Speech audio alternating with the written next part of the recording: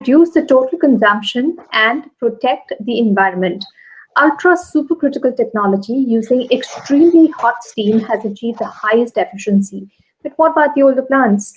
The options most often considered for increasing the efficiency of TPPs include equipment refurbishments, plant upgrades, and improved operations and maintenance schedules.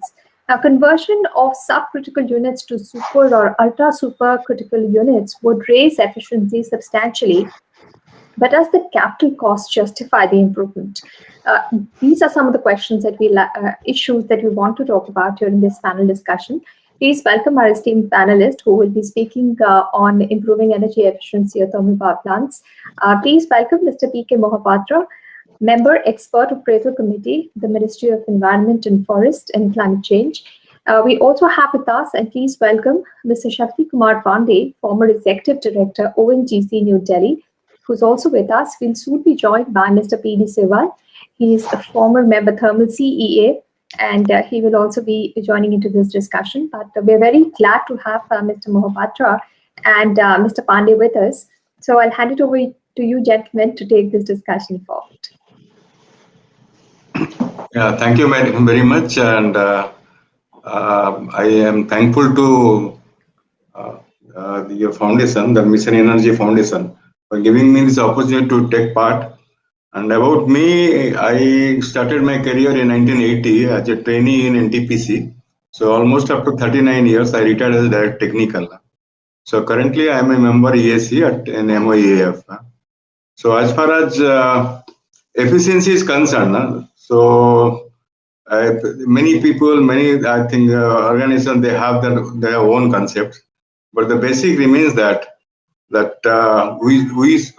we are operating a coal power plant, this the consumption of the coal should be as minimum as possible, so that it will have a less footprint in the environment. So after the recent incident, there is a lot of, I think, challenges again on the coal power plant. I think in India, I think main source of energy will be the coal power plant for giving this to the grid, and it will have a lot of challenges. So this reminds me some time back in an article in a Power magazine. So when a new trainee engineer entered into a power plant, in the showcase, she saw so many prizes and accolades and all these things. So then suddenly she found that last 3 years that power plant has not got any award on the heat rates. So she was curious and she asked, what happened? I think last 3 years we have not got any awards. Then an experienced engineer tells that the moment I think we have gone for the SOx scrubbers, so this efficiency point has been forgotten. So the point here I want to emphasize is that efficiency remains there in 80s. It was there in 80s, 90s, now and in the future also. The efficiency things, because we will have challenges from all angles like construction, erection, engineering, design, and finally this environment. A lot of challenges will be there.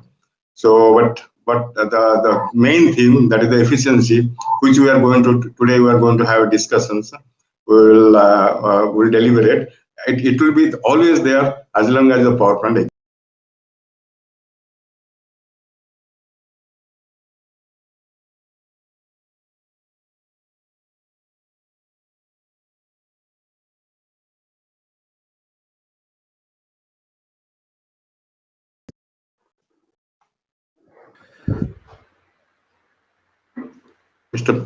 Mr. Pandey, you're able to hear? Yeah, I can listen you. Yeah. It's your turn now.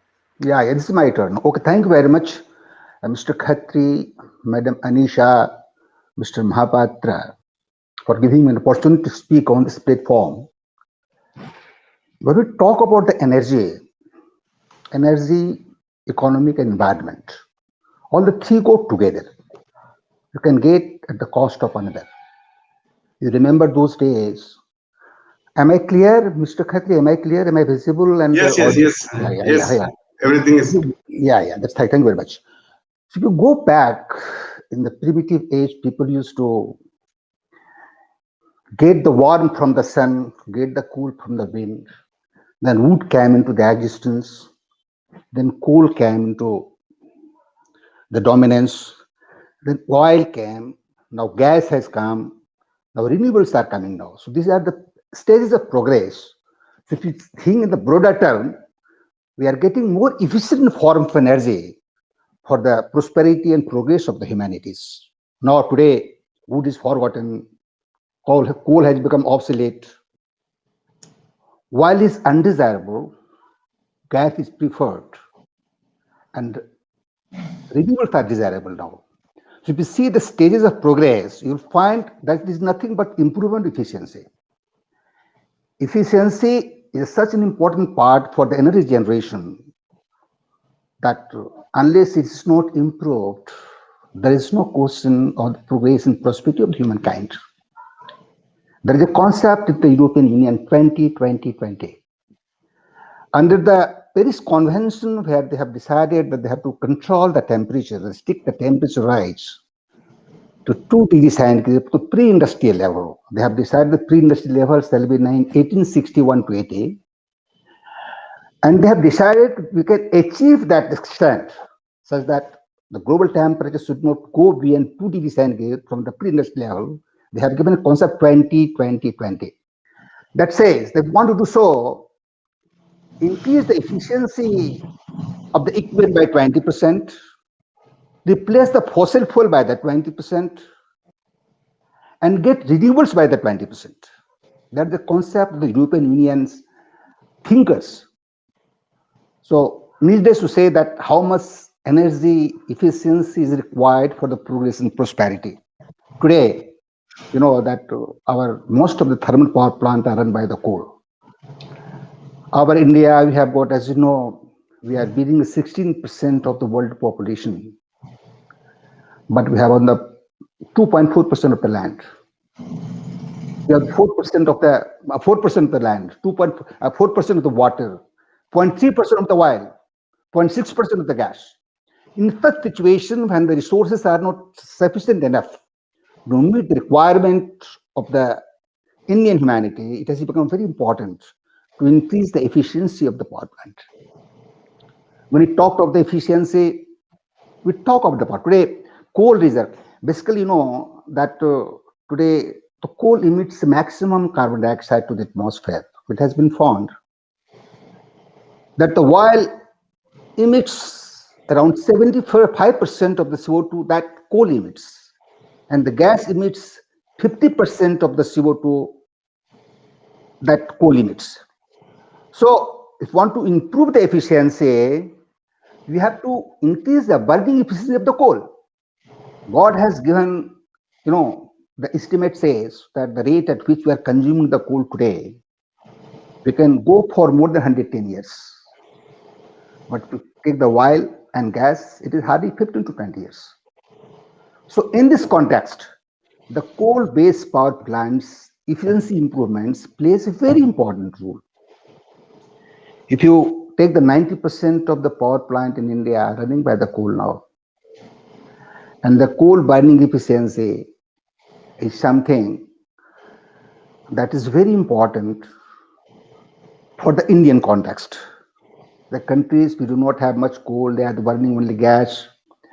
To compare with the countries like Arabian countries and other, but especially in the context of Indian energy, Indian security, the improvement efficiency of the coal power plant has become very important now. Recently, our beloved Prime Minister Modi Sahab has told that they are spending more than 5,000 crores for development or for the renovation of the old coal-based power plants now. And how we can improve the efficiency, burning efficiency, either the technology or by the repairs and maintenance. There are four things: checks, supervision, repair, and maintenance. 4 are the key factors by which the efficiency can be improved, apart from the design aspects now. If you take in the global context, that any power plant consisting of a boiler, of a turbine, and of a generator. If you come back from the reverse, generator almost give you 98% of the efficiency because there is no loss while you're converting from, what to say, mechanical work to electrical work. If you come back for the turbine efficiency, today we are talking the supercritical, ultra supercritical, advanced supercritical to improve the efficiency of a turbine now. But it's not sufficient. Unless we further find ways and means through a technological advancement, I think that nations like ours, which has got the reserve of the coal much more than other source of energy, it is difficult to survive now. And so for the boiler, say boiler you are having 80% efficiency, you are getting the, because the loss in the boiler heat is mostly because of the radiation and the conduction or the burning efficiency. But if you go to the turbine, your loss is maximum. You are not able to convert the entire heat into the mechanical force, mechanical power. So all 4 factors, because mostly it has been found that the loss of energy is mostly because of repair, or because of the leakages, and because of the maintenance. So checks, supervision, maintenance, and repair have become very important part. Today, when we talk about the energy mix today, India, we are output. If you talk about the energy mix today, coal is giving the 56 to 57%, contributing 56 to 57 in total energy mix. I mean, total energy consumed by India today comes 913 million tons of oil equivalent against the world's 13,000 million tons of oil equivalent, 6.6%. And out of that 913 million tons of oil equivalent energy, 56.9% we are using for the coal. Remaining for the oil comes 29.8%, gas comes 6.2%. Forget about the coal and the oil, because oil and the gas, because oil and gas is not your hand. You have to buy it. You have to pay a lot to the exchequer. But coal you have got sufficient amount, more than 100 years. So the coal burning efficiency increase has become very important for the survival energy security of the nations now. Today, a lot of research are going on. Recently, I came across a innovation idea that by using zinc oxide catalyst on alumina based, you can convert the CO2 coming out of the flue gas to the hydrogen, and which in turn will increase the efficiency of the of a power plant. So apart from the checks, supervision, maintenance, repair, innovative ideas to improve the burning efficiency has become very important part of now. So in this context, unless some questions come from the audience, I will say. No, I will add something. Yeah, please. Mr. Pandey and Mr. Khatri and Mr. Akshay. This subject is that the net heat rate, and as far as Indian power plants are concerned, so this thermal power plant, rather I will say coal-based thermal power plant, I think 2 challenges I think they are going to face in the near future. That is, the first challenge is that they have to meet the grid requirement of flexibilization. That is, a lot of renewables are entering, maybe another 2 to 3 years. So a lot of, I think, dependence on this coal power plant in the beyond evening hours. That is one thing. Second thing is that the efficiency matters most here, because over the time there is I think technology has matured. I think since 2010, when I was involved in the first supercritical plant in Seaforth, and today you'll find that everywhere the supercriticals are coming. Then the ultra supercritical with an efficiency of 40 to 43%, and the advanced ultra supercritical, which is still in the, I think that is the planning and the developmental stage, can go up to the 50%. So my emphasis here is that I told in the beginning that the efficiency matters most, and wherever we are, and we should say we should concentrate that. Yeah, yes, Mr. Patra, I do agree with you. Yeah. There is no second So thought. that is one thing. Very important. So when you see a power plant, if you see a conventional coal power plant, the three areas basically, this boiler, what you told that the boiler, the second one is the turbine, and the third is one is the miscellaneous areas. This boiler is basically that efficiency in a typical coal-based bituminous coal power plant. It ranges between 83 to 86%. But it is very peculiar that the efficiency of a boiler mostly depends upon the type of coal as well as the flue gases losses, that latent heat losses and radiation losses. So it remains almost 83 to 86%. But the main, I think, the emphasis, a engineer, a practicing engineer, he has to give it is in the turbine area. And over the years, so many retrofits have come into the market, like variable frequency driving, variable frequency drive. Then waste heat recovery.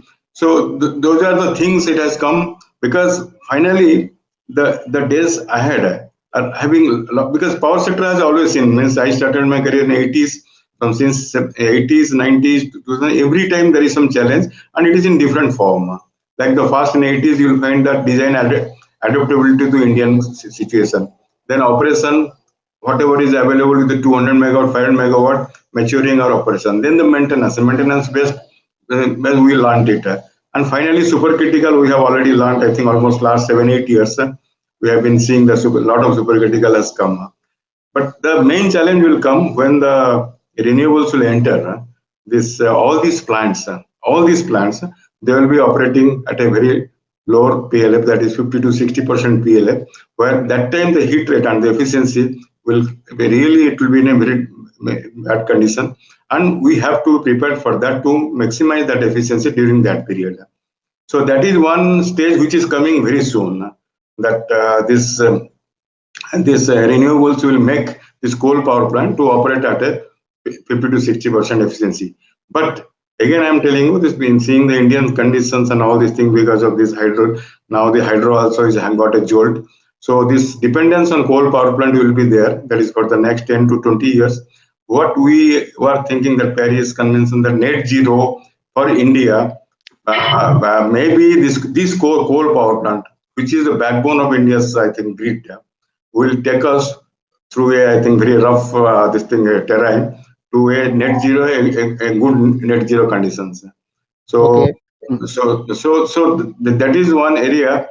So but next 10 to 15 years, the generator, maybe the operator of a power plant, the coal thermal power plant, will having a very arduous and very Herculean task to, at one hand, he has to maintain the efficiency. Second hand, he has to maintain this adaptability to the grid conditions. So these are the two challenges he will be facing in the decade to come. Thank you very much. So that is one area which I want to do. I will request others also to ask questions if you have. Now, just let's supplement Mr. Mahapatra.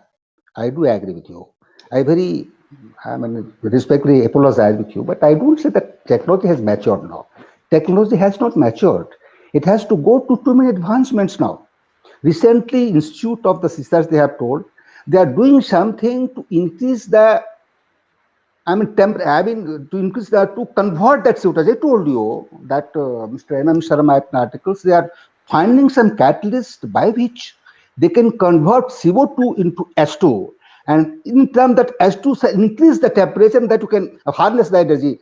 No, I meant the technology mature as Indian conditions, like comparing to this Indian and other nearby, I think, countries and all these things.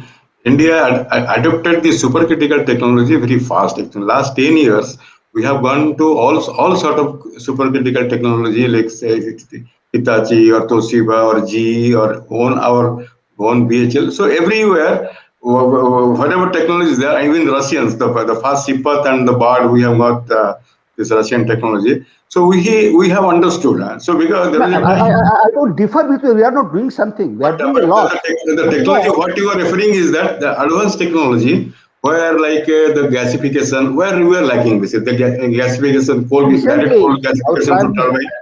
So there we are lacking. So, but anyway, those things, the different forum we can discuss. But today's we'll discuss about thermal power plant.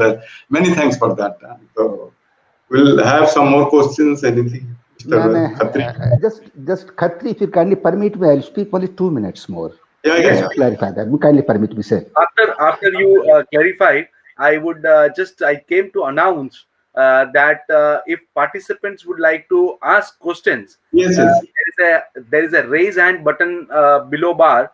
Anybody can raise hand so that we can permit them to come to the stage and ask questions. So I've got only 2 points to point out here, Mr. Mahapatra, if I apologize. Sure. Number one, the efficiency increase. I'm saying burning efficiency. If you want to increase the burning efficiency, a lot of things have to be done. Today, if you see that CO2, they are converting to the electrochemical, that battery now. Yes. CO2 lithium batteries coming to the world. What is this? Can we say that our technology had completely matured, not yet to advance, right? Advance it further. We are coming with a new catalysis to increase the temperature, to convert the CO2 into S2. So technology is progressing. But as I told you, because of the Paris conventions, to avoid the temperature rise, you are moving from the fossil to another source of energy. You know, the big companies, ExxonMobil, Chevron, BP, Total, Shell, they are moving away from the fossil to the alternate source of energy. BP has stopped 40 million, more than 40,000 crores of dollars they have reduced and diverting towards that. So what I say, if you want to increase, if you want to use the fossil for the power consumption, for the power generation, like we are doing NTPC, more 90% of the coal of the thermal power plants from the coal only. We have to go for the burning efficiency, and for that a lot more is to be done, and for the advanced technology. That's why I wanted to come to that one. Please. Okay, so that's exactly, I agree with you. So we'll request some audience to ask us some questions. Please. I will now request the audience to join us. I think we had some difficulties in connecting Dr. Siwal. He has some technical lags at his end. My technical team is trying to resolve the issue. By the time we resolve and get him connected, let me just take few questions now.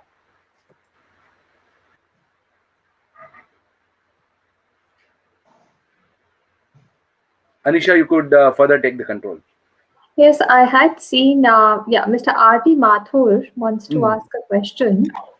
Mr. Mathur? Yes, please. Yes. I'm there. Please go ahead, ask a question. My greetings to all the panelists and especially to Mr. Khatri and Mahapatra and Pandit, namaskar, aapko bahut bahut.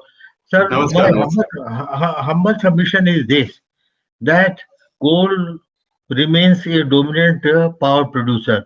340 billion tons of coal. And all my life I have been in coal, and 39 years active life, and thereafter also in coal, 11 years as director and chairman of various coal companies. Sir, earlier the stages, we used to pursue with the power companies, kindly take vast coal. They will say, we will take vast coal provided the Coal India absorbs the cost. So if you leave aside that, you see a retrograde step has been taken. I want to ask a pointed question to Mr. P.K. Mahapatra. You see, there was a ruling by Government of India that the powerhouses which are situated beyond 500 kilometers from the source of coal will use coal which contains less than 34% ash. Now, Mr. Mahapatra has been in the government. A retrograde step has been taken, which has, you see, instead of improving the net heat rate, it has increased the net heat rate. It has vitiated the atmosphere, and most of the powerhouses are situated 500 kilometers away. So why did the government take this step? And why people, all the knowledgeable people, eminent people in the government, why did they not oppose it? This is my humble question, sir. Thank you, sir. I like to reply, but the only thing is that the government's view on that I may not be able to convey. But one thing I would like to tell you there, sir, the washed coal is always better, and we have seen in many of our rail-fed stations which are away from the coal mines like Dadri and all these things, we have earlier fed this washed coal. But over the years, this washed coal, whatever benefit has given, it has really not given the benefit which is expected of. And further, this was coal, whatever this washeries and all these things, they have created a very high, a very low calorific value of the rejects. So that usage of that reject has become a, I think, big problem from the environment point of view. I have been involved, I think, in 2 or 3 projects. I have seen that the washeries, they don't have a clear-cut program how to use this washery rejects having a calorific value of 1700 to 2000 kilocalorie. So maybe there are ways like you can put it in this circulating fluid boiler or this atmospheric fluid boiler. But I think over the time it has been seen that this washed coal and the unwashed coal, the difference, I think they are not able to means I think the users like these generators, they are not able to find the difference. I think very much. So that much I can say that in today's world, I think that was, I think 2 decades back, the washed coal was something was beneficial for the power plant. But today, most of the I think power plant which are away from the pithead stations, they are running their units at a 60% load or a 50% load, and whereas the peak load power station they are getting enough schedules. And the peak load power station, whatever coal is available, I think that able to be consumed. And the rail fed stations, which are more than 1000 kilometers, they are there just to support the grid, and they are running at a very low PLFs. Can I little supplement? Mr. Mahapatra?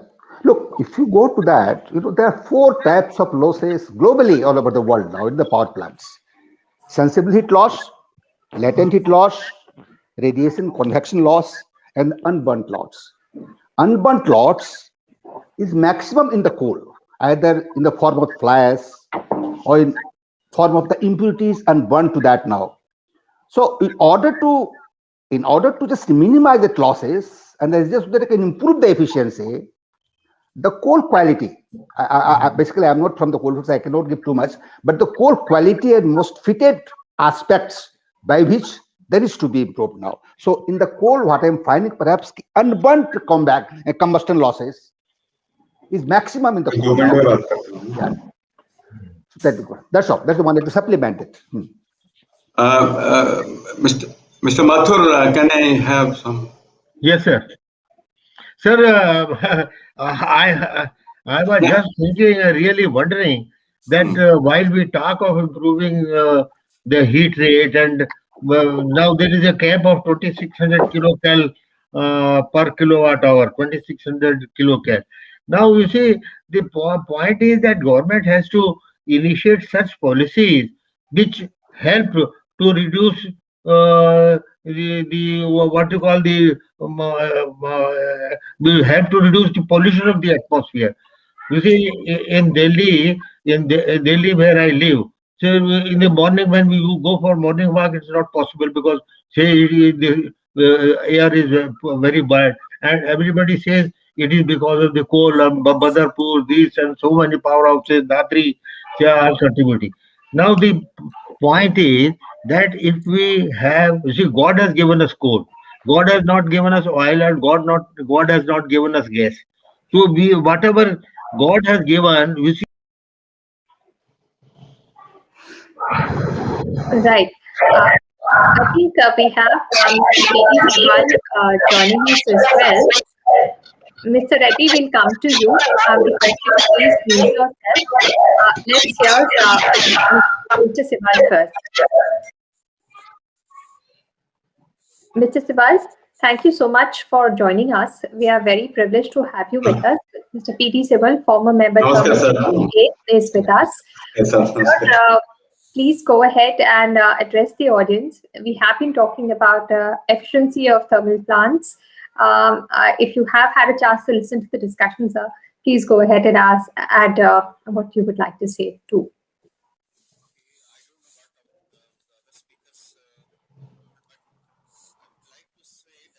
Mr. Sibal, I am not able to listen, Mr. Sibal. I think he has. Yeah.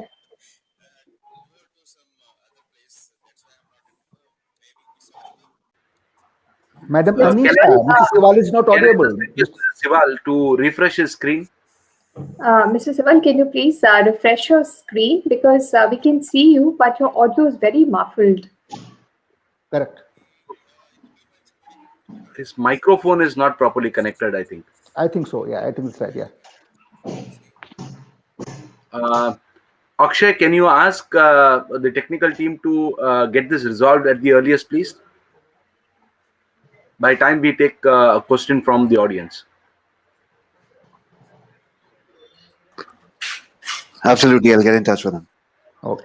Mr. Reddy, I request you to please raise your hands so that we can get you on the stage to discuss with our panelists the question that you had. Mr. Reddy is on the stage. All right.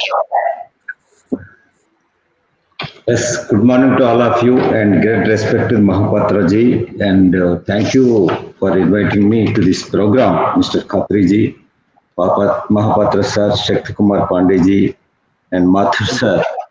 As introduced Mathur sir, I am also basically mining with a career started with Coal India, then Singareni, now with NLC India Limited.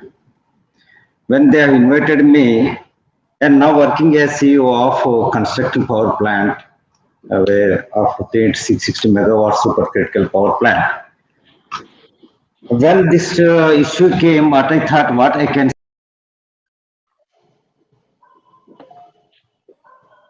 Then I thought, actually, heat will start from the heat given by God from the Mother Earth. The net heat, how it can be conserved, so that with minimum heat put into the boiler should bring as maximum as power generation. It means the specific fuel consumption of the coal should come down. My point is, today, my point is as speakers have told, much of the heat is carried out by the unburnt coal in the form of bottom ash or fly ash. If we speak on a theoretical manner also, much of the useful heat rate formula is influenced by the moisture content as well as more of this ash content. At the generation of the coal extraction, at the mine point itself, if we selective mining or remove the magnet can be dealt at the generating point itself. So today, coal mining has changed its technologies. For example, earlier, entire blasting used to be done in the coal, where all bands which are not useful, either useful for the boiler, used to be transported. Now today, selective mining with the advent of the surface miners have come, where your crushing capacity there itself 100 mm by 100 mm size is coming. With selective mining, the heat content of the coal, useful coal, will be increased because unwanted bands are removed. So these are the focus areas at the generating points to finally to increase the net heat. Apart from the technical issues being dealt at the thermal power plants. Just I would like to share this point. Thank you very much.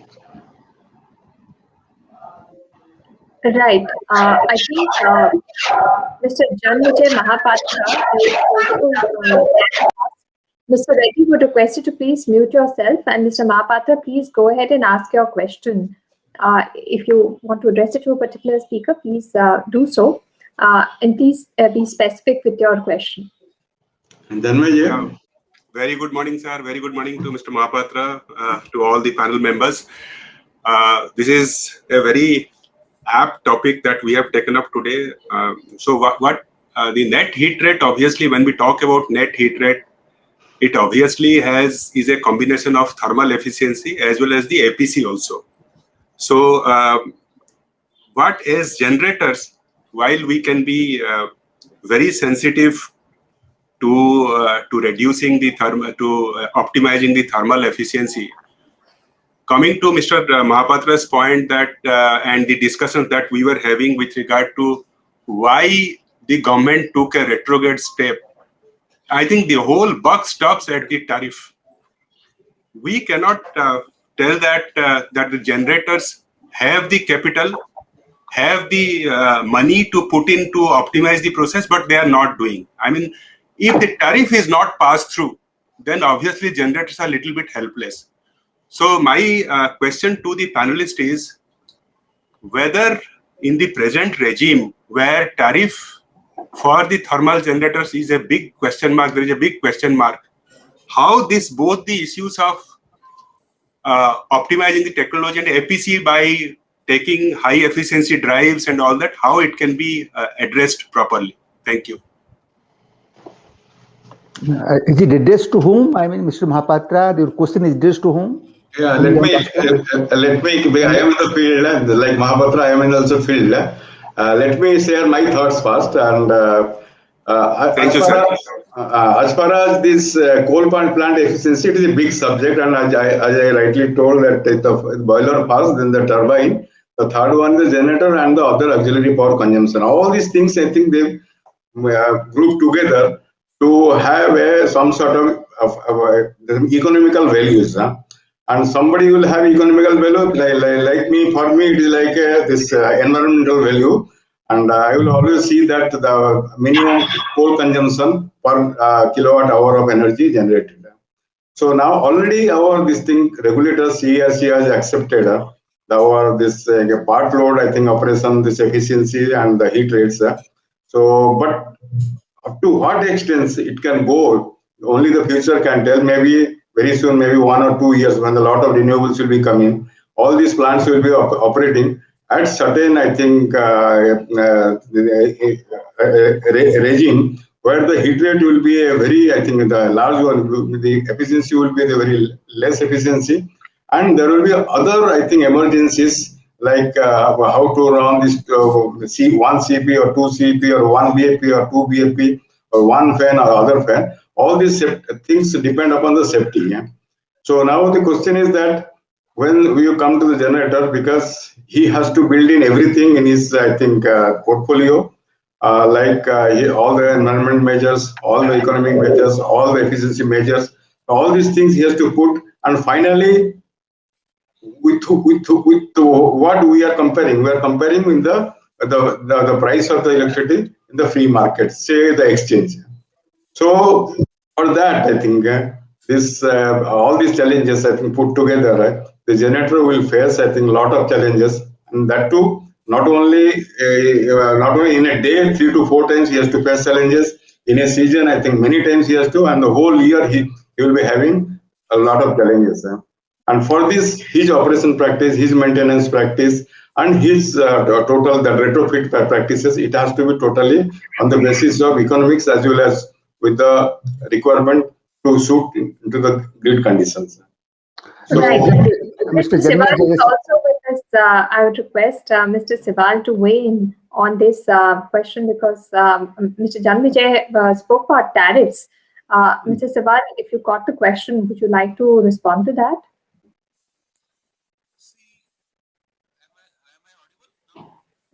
So your sound is still very muffled.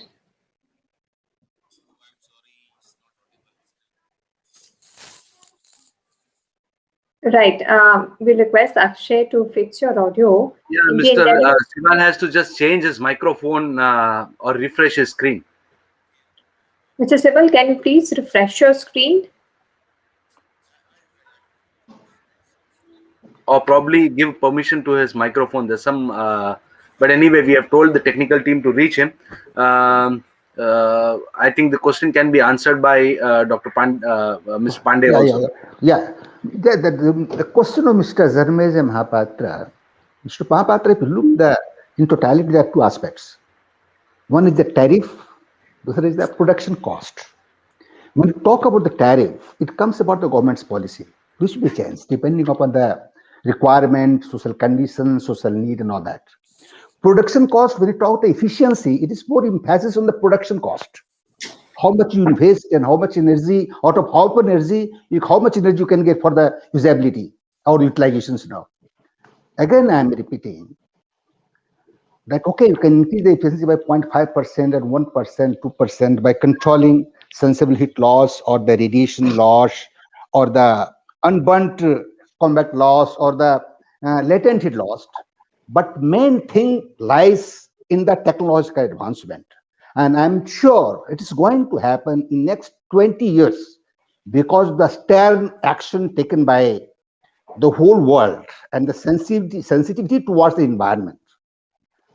That efficiency shall improve drastically. I will not say drastically, I will not say exponentially, but substantially by the technology. If you come across today, the world is thinking to convert CO2 into the energy.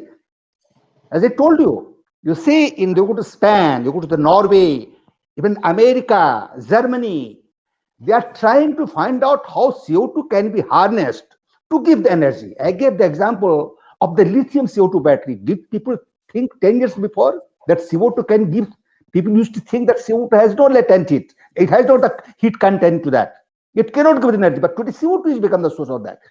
There is a Germany, there is a called the Will technology. They have developed a system by which they take the CO2 from the atmosphere, they take the hydrogen from the electrolysis, they combine together with the help of catalysis, and they are getting the methanol. And it is fact that that methanol is being used to run the boat in small lakes.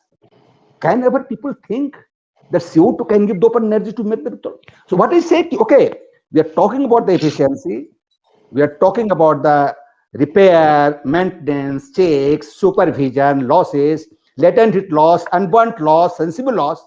But all these things is not going to matter too much. It will matter. I don't say, I don't define. It will matter. But the future of the world lies when the flue gas, which contains mostly CO2, can be converted into energy, which is going to happen. You see the example now. Germany, lithium battery, lithium CO2 battery. You see, that is given the complete revolution. Did people 10 years ago thought that? So this supplement, I'd say that when we talk of the efficiency of the power plant, it is something that is going to happen, and I'm sure the technical brand shall superimpose that. Thank you very much. Yes, Anisha? Yes, sir, I'm seeing if there are more raised hands, if there are more questions coming in. As of now, we don't have anybody with a question, but Mr. Mahapatra, Mr. Janvijay Mahapatra, I hope you've got some clarity. Amisha, yes. There is a question in the chat box. One of the chief engineers from MPGCL, that is Madhya Pradesh Power Generation Corporation, has asked a question that in his unit, CO, that is carbon, is running high. When O2 is increased, the CO is reduced. Please explain why phenomena occurs. Which part of the boiler is damaged? No, it is not a question of damage. This the type of consumption, the combustion in a boiler depends upon the adequacy of the oxygen, that is that excess air. If the excess air level is low, so there is a chance that the carbon monoxide will go up. It can go up to 3000, 4000 ppm and all these things. So that shows that the combustion is not perfect. And for a good efficiency of a boiler, we should see that the combustion is proper. So for that, we have to have CO monitors given at a different, I think, portion in the second pass or maybe in the duct. We have to see that the combustion, how it is taking place. So in the boiler combustion, I think there are three things normally we this thing optimize. One is that NOx, another is CO, and the third one is that the velocity. So this optimization program, we have seen that almost, I think, we get a efficiency improvement of around 1%. So that is equivalent to around 20 to 25 kilocalorie. So this CO monitoring is one of the major, I think, the thing one has to see that this combustion is totally full is there, because finally this unburned carbon, I think what we have been discussing is that the unburned carbon, I think we have seen today at level of 0.8%, and earlier it used to be 2 to 3%. So because of over the years, we have learned that how the combustion will be totally perfect. So that is my reply. Yeah, well, just to supplement to that now, that carbon monoxide can be produced in two cases only. Either Mr. Mahapatra told, when there is a limited oxidation, that means where there is not complete burning. Secondly, when the temperature becomes very high in presence of water, that gives rise to the carbon monoxide. So how that can be tackled? Maybe the water content to the coal may be very high, which is running at, which comes into contact of the unburnt and high temperature. There are two aspects for that. This one supplement into that. Thank you very much.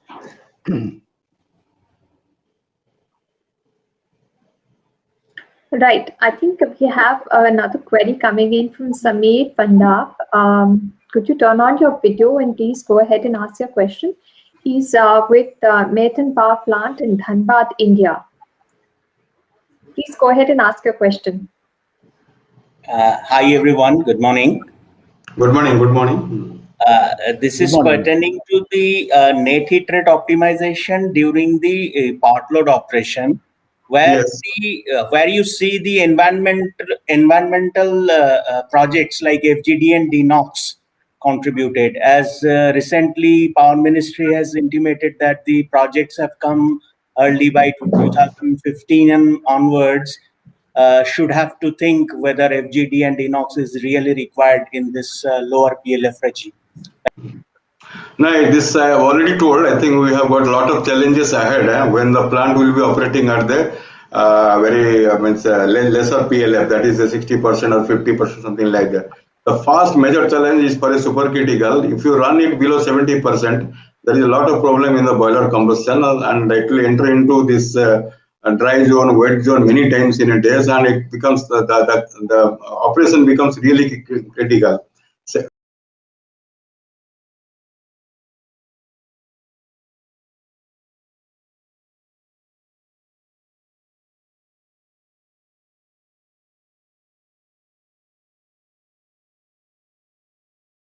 this situation is already entered. I think already last 1 year it has entered in the south. If you go to Ramagundam and all these plants, you will find that already we have entered into that zone. I think the whole country will be entering sometime next year, when we have to learn ourselves that how we will run the station or a plant, because after 4:30 in the evening we depend upon the coal power. So all these plants will be readily available to support the grid till the next morning 7 o'clock. So for that, I think we have to have some programs. Already we have done some pilot programs in Dadri with I think other world leaders. We have already done, and every plant should have at least 3 programs, like the furnace combustion optimization, like that the flame stability and all these things. And second thing is that how to control the superheater and reheater spray because of the imbalances in both sides, left and right. So these are the 2 or 3 areas one has to adapt himself before entering into that area. Anything else? Right. So we have a question which is coming from Ashutosh Peshkar, Senior Manager, SR Power Gujarat Limited, Jamnagar. His question is, does this low excess air lead to clinker formation considering the ash content of about 18%? You see, this clinker formation is basically a big subject. I think it takes, hours after hours. So sometimes this starvation, sometimes this deficiency, oxygen deficiency also causes this clinkering. But mostly it depends upon the FO loading, that is that iron loading in the coal. That decides, other than sulfur, anyway, Indian sulfur coal having less sulfur. But mostly this iron content of a coal, that decides the clinkering, and other than the temperatures. So the whole idea is that furnace exit gas temperature, if you try to keep it less than 1050, that is something which is good for the furnace. And today, I think that was before when this NOx and SOx regulations were there. Today we want that the main combustion inside the boiler should be less than 1500 degrees centigrade, so that, and at the same time the less CO, less unburned carbon. So it's a big challenge for a power generator to meet all these requirements.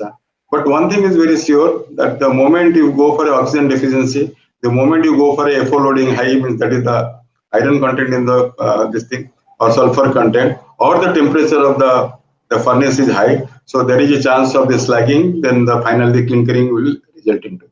Other aspects of the clinkering, it can be the soot blower, I think, optimizations and all these things. One has to see that a lot of ash is not accumulated during this process. Right. There is another question from Mr. B.L. Nival. He's also with MPP GCL. Now he's saying that in the present scenario of large renewable energy addition, the thermal power station is forced to run at part load most of the time. In such case, how can we maintain or reduce heat rate? Again, I'm telling you, it's very difficult. Up to 60%, there is a correlation of the heat rate, I think, deterioration. But below 60%, I have not thought of, because furnace becomes unstable, other things will be. So today, we should only, I think, try to attempt up to 55%. And below 55%, then the OEM intervention is required. So there is a heat rate deterioration is there. But how to face it, okay, that we have to learn it. Second thing is that some difficult things like switching off one set of fan or pumps, so that becomes, I think, that pose danger to the operation. So one has to do it with a little bit of judgment and with a little bit of, I think, having a full knowledge. Like we can have, when we are running, suppose one vacuum pump, but that will pose a lot of threat to the plant. So this part load operation, up to 55%, I think I can operate a 200 megawatt or a 500 megawatt. But below 55%, it's really will be difficult for me with the present conditions.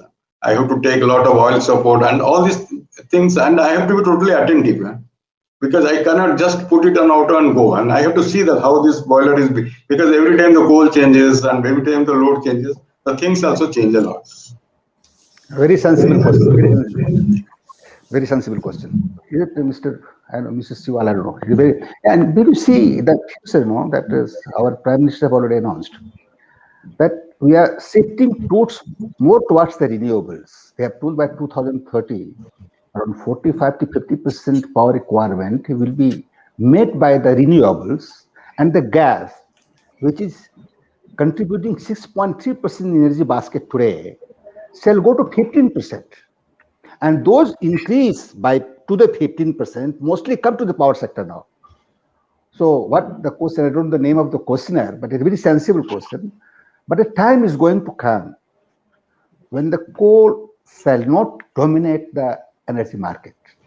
It is hard to listen, but the fact remains that the way we are moving ahead and the sensitivity towards the environment has become so strong that maybe after 20, 25 or 30 years, the coal power plant shall be there, but it will not dominate as it is dominating today by 90% contribution. So, number one, increase of renewables. Number two, increase of gas consumption. And number three, other alternate source of energy. Recently, Prime Minister announced for the hydrogen committee. They will find how the hydrogen can be burst. It's okay. Coal is our asset, and we are proud of containing so much huge amount of coal to our nations. But the time is going to come that the coal shall not dominate to the energy market. Okay, that's what I say. Thank you. Right. I would request our participants, if you have questions, do raise your hands and come and ask your questions directly. Mr. Mahapatra, Janvijay Mahapatra, you have another question, sir?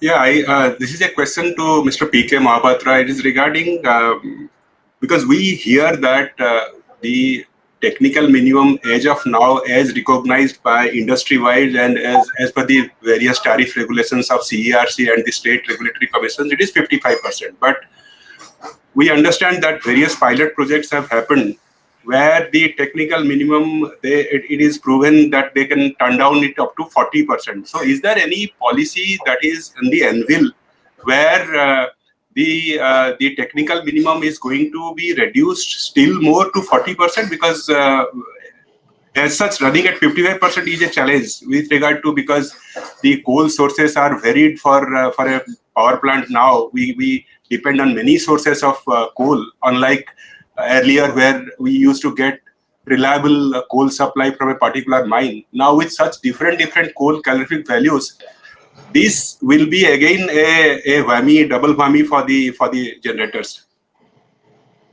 I would like to reply here.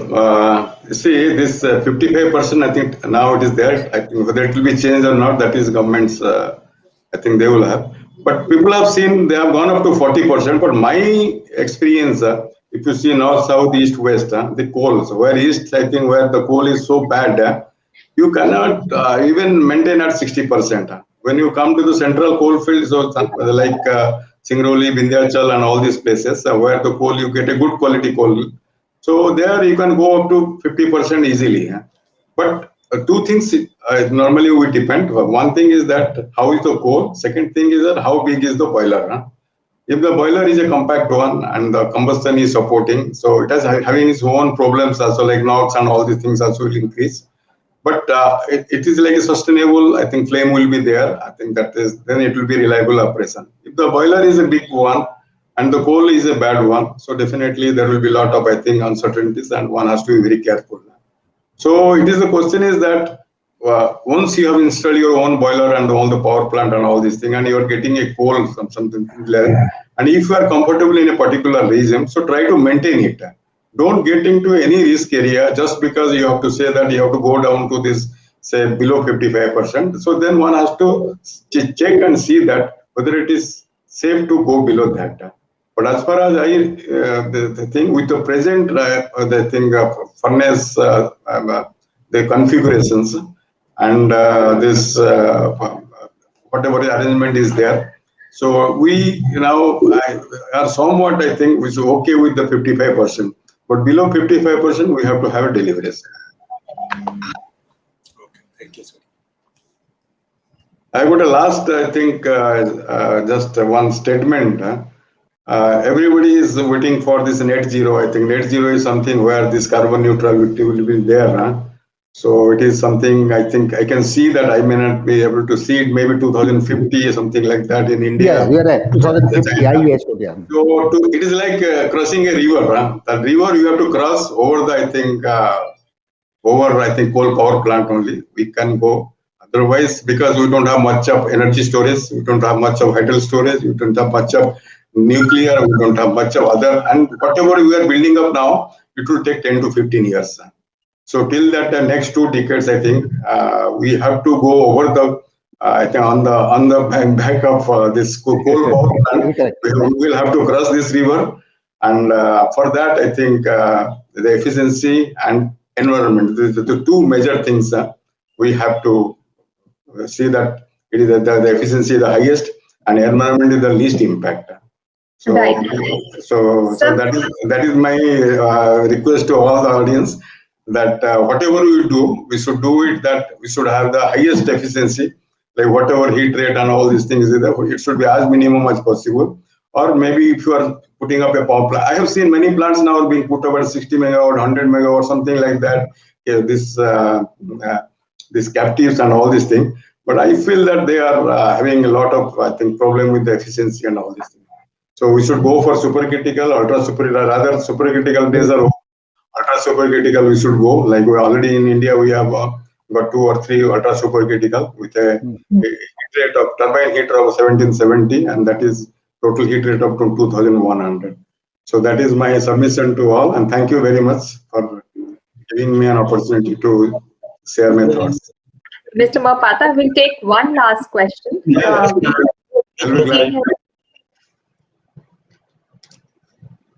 We've got the Chief Engineer from MPPGCL Khandwa now joining us. Please go ahead, ask your question. I would request you to turn your video on and please go ahead and ask your question. Hello. Yes, please ask your question. Good morning. Good morning. Sir, I am audible to you, sir? Yes. Sir, is there any mechanism developed in the world which can show deposition in turbine? The deposition means the moment, I think, when you open, I think after 1 lakh hours, something like that, in the present day turbine, So all the blades, you have to check it. Any deposit is there or not. So for that, the deposit meters are available, and you can see it. And after scrapping these deposits, you can check it whether it is chloride or whether it is something else, silica. So if it is chloride or silica, then you have to take actions. Maybe water chemistry or maybe something else. You have to think of it in the boiler so that you get rid of these deposits. Deposits causes the loss of efficiency, and further it over the years the deposit causes crevice corrosion, and this finally the corrosion will lead into the corrosion fatigue. So the blade damage will start from that. So one has to see that water chemistry is maintained properly. Sir, I am asking in running unit, sir.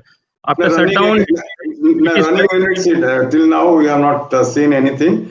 But if it is really deposit is quite high, which I think that for a supercritical units or for an advanced unit, it should not be thought of. So then the fastest pressure will give a clear indications, or other I think the CRH pressure will give you an indication of that. One has to see that it monitor it very closely.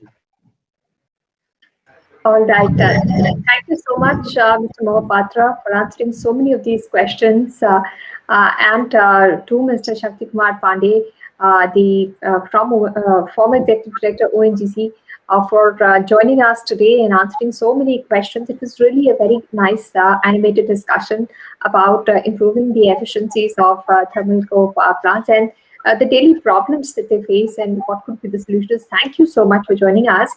Now I would like to request Mr. Khatri to please take the stage. He has an announcement to make, and it's for the benefit of everyone.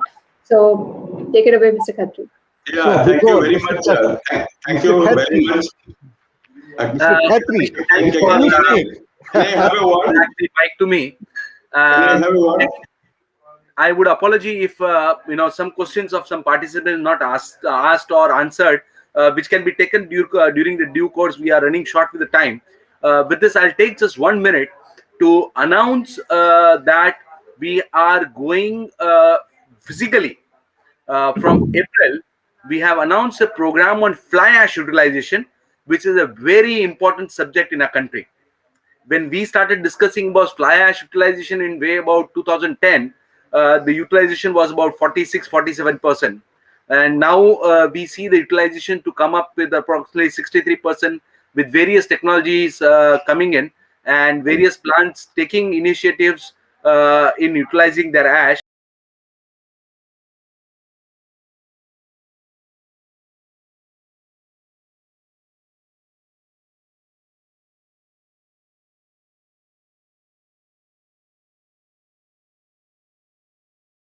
Fly ash. Now there is already a draft circulation about new modifications notification which is going to come up shortly, and that will create a lot of difference in utilization of fly ash in our country. Now this particular conference which I'm talking about, we are organizing on 9th and 10th April in Goa, which is going to be a 2-day residential conference at a 5-star resort. And I would appreciate most of the thermal power plants present here to go through the details and participate in large scale. With the COVID precautions, we have taken all the precautions, but we cannot take more than about 100 participants for this program. And already I have about 30-40 participants who have registered. So I have shortage on the seats, and the program is packed in a way where we are clubbing learning club leisure experience for the participants on 9th and 10th April at Goa.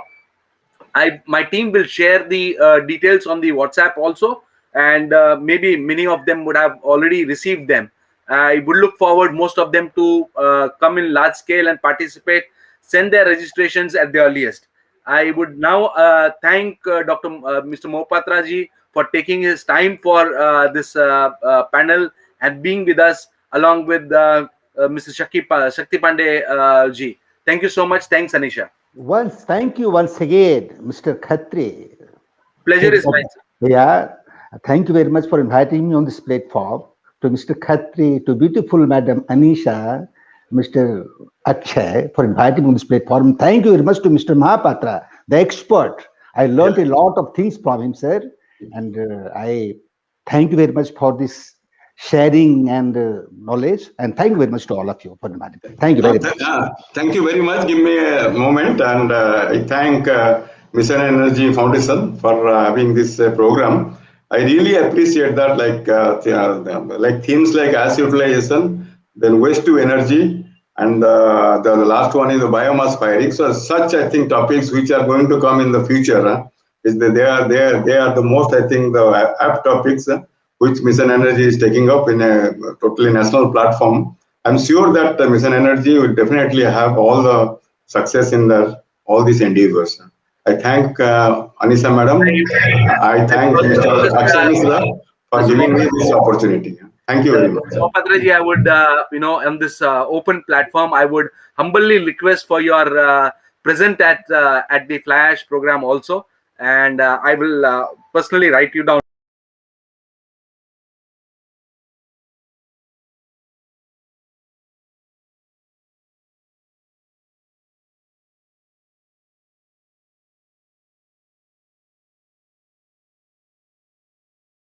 All of you to be there 5 minutes earlier. We're going to talk about heat rate modeling at that time, and we've got great presentations coming up. So please stay with us and come back at 11:30.